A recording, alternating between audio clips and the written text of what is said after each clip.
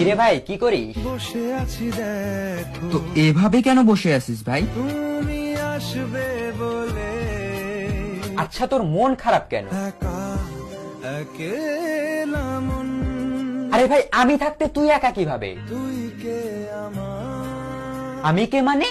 আমাকে তুই ভুলে গেলি? না রে না ভাই তুই কি তোর লাইফে ভালোভাবে বাঁচতে চাস না? বেঁচে থেকে লাভ কি বল বেঁচে থেকে লাভ কি মানে?